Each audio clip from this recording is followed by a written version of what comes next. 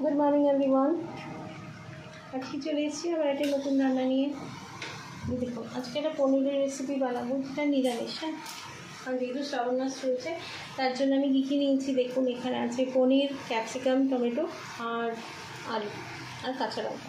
ব্যাস এই কটা জিনিস দিয়ে আমি বানাবো। বাকি মশলা তো অ্যাড করবোই। কড়াইটা গরম হোক ততক্ষণে, আসছি একটু পরে। কড়াইটা গরম হয়ে গেছে, এবার আমি রিফাইন্ড অয়েল দিয়ে দিচ্ছি। এটা রিফাইন্ড অয়েল দিয়ে রান্না করবো আমি, তার জন্য রিফাইন্ড অয়েল দিয়েছি। এবার আমি ফোড়নে দেবো একটা দারচিনি, এটার মধ্যে আছে এলাচ, কী বলে এটাকে ভুলে গেছি, গোলমরিচ আর জিরেটা আরেকটু দেবে। জিরেটা একটু ভাজা ভাজা হোক, তাতে আমি লবঙ্গ ফুটিস না, তাতে আমি অ্যাড করবো আলু। এবার আলুটা দিয়ে একটু ভাজা ভাজা করতে হবে, ভালো করে আলুটা দিয়ে ভাজতে হবে। আলুটা ভাজা হোক, আবার ফিরে আসছি একটু। আলুটা ভাজার সময় আমি সামান্য হলুদ অ্যাড করবো।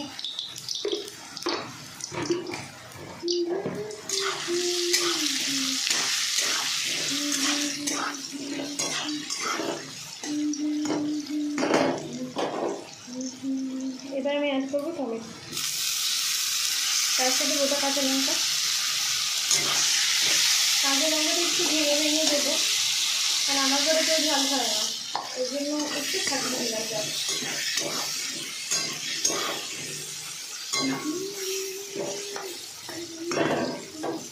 আলুটা একটু লাল লাল করে ভাজা হবে, যতক্ষণ আলুটা ভাজা হোক তারপর আমি ফিরে আসি। আলুটা ভালো হয়ে গেছে দেখুন। এবার আমি এর মধ্যে অ্যাড করবো ক্যাপসিকামটা দিয়েও ভাজতে হবে ভালো করে।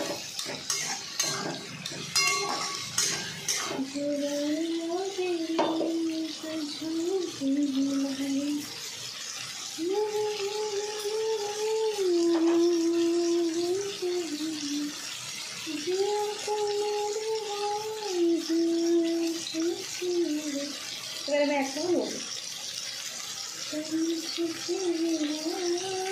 আমি একসঙ্গে নেব।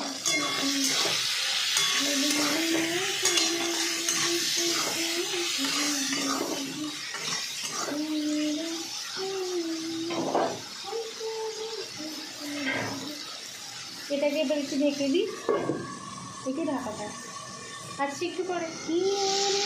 এবার আমি ঢাকনাটা তুলে দিচ্ছি।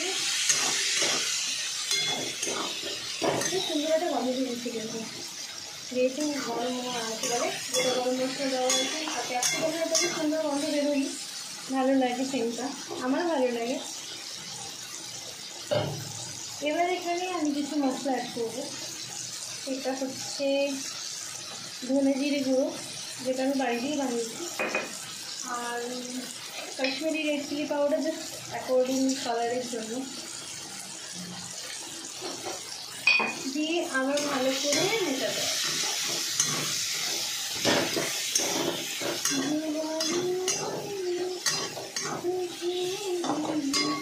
মশলাটা ভাজার সময় কিন্তু গ্যাসের ফ্লেমটা একদম কম রাখবেন, যাতে মশলাটা পুড়ে যায়। পুড়ে গেলে ভালো লাগবে না, সেটা দেখে দেখি সেজন্য ভালো করে কষাতে হবে। আবার ঢাকনা দিয়ে ঢেকে দেব, আবার ঢাকাটা 5 মিনিটের জন্য। 5 মিনিট পর আবার আসছি, কিন্তু আরেকবার ভালো করে নাড়িয়ে দিতে হবে, যাতে আলুগুলো বা মশলাগুলো পুড়ে যায়। এবার সামান্য জল অ্যাড করবো,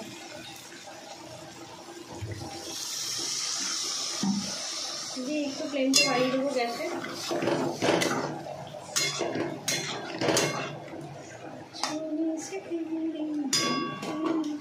আবার ঢেকে দিই, আবার কিছুক্ষণ পর একবার ঢাকনাটা তুলে।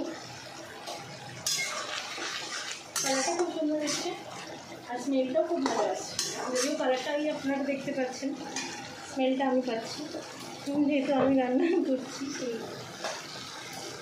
এরপরে আলুটা মোটামুটি সেদ্ধই হয়ে গেছে, মানে আরেকটু জল দেবো যাতে মশলাটা সেদ্ধ হয়। তেল ছেড়ে গেছে পুরো মশলা থেকে, মানে মশলা আমার রেডি। এবার আমি অ্যাড করব দই। ভালো করে দইটাকে কেটেই নিয়েছি আগেই।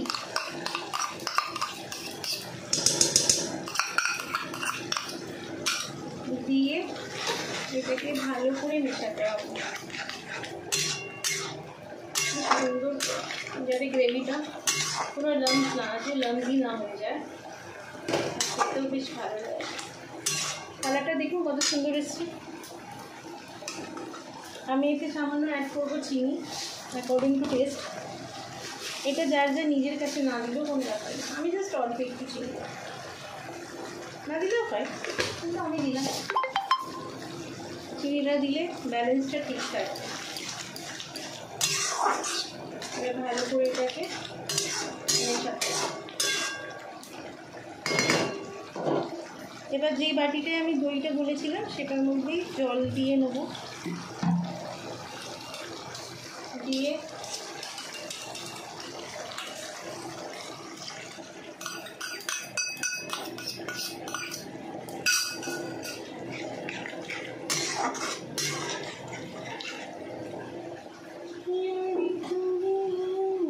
আর একটু জল দিয়ে দেবো। দেওয়ার পর এবার আমি একটা আবার ঢাকনাটা চাপা দিয়ে দিলাম। এবার 5 মিনিট বাদে ফিরে আসছি। ঝোলটা ফুটে উঠেছে, আমি একটু দেখিনি আলুগুলো সিদ্ধ হয়েছে কিনা। আলুগুলো পুরো সিদ্ধ হয়ে গেছে মোটামুটি। পনির আমার অলমোস্ট ডান, কিন্তু গ্রেভিটা একটু শুকোবে। এবার এই পনিরগুলো আমি একটা একটা করে দিয়ে দেবো। অ্যাকচুয়ালি পনিরটা না আমাদের ঘরে আমি আর আমার ছেলে খাই, আর কেউ খায় না। আমার মাও খান না, আমার হাজব্যান্ডও খান না, উনি পছন্দই করেন না, যার জন্য বেশি বানিয়ে কী করবো বলে। আবার একটু ঢেকে দিলাম, একটু 5 মিনিট ফুটতে দেবো, তারপরে গরম মশলা দিয়ে নামিয়ে নেব। আবার আমি তুলে নিলাম ঢাকনাটা।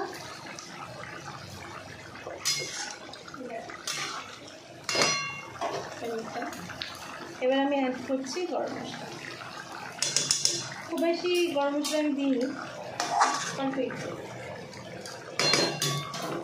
এবার কসুরি মেথি নিয়ে একটু হাতে বসিয়ে দেবো।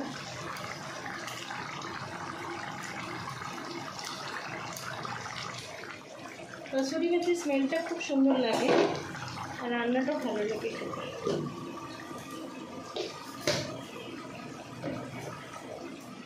তাই বন্ধুরা, আমার পনিরের পনিরের তরকারি রেডি। তা আপনার যদি রেসিপিটা ভালো লেগে থাকে তাহলে লাইক কমেন্ট শেয়ার অবশ্যই করে যাবেন। ছেড়ে যাওয়ার আগে একটা লাইক করে দিয়ে যাবেন। ওয়াও, জাস্ট আউটস্ট্যান্ডিং, খুব সুন্দর দেখতে হয়েছে, স্মেলও ভারী সুন্দর আসছে। আশা করি আপনাদের খুব ভালো লাগবে। এই রেসিপিটা আপনারা বাড়িতে বানিয়ে খান, এমন কিচ্ছু বেশি ইনগ্রিডিয়েন্টস লাগে না। থ্যাংক ইউ সো মাচ ভিডিওটা দেখার জন্য। Thanks for watching. টাটা, আবার দেখা হবে অন্য একটা ভিডিওর সাথে। সবাই ভালো থাকবেন, সুস্থ থাকবেন। Thank you.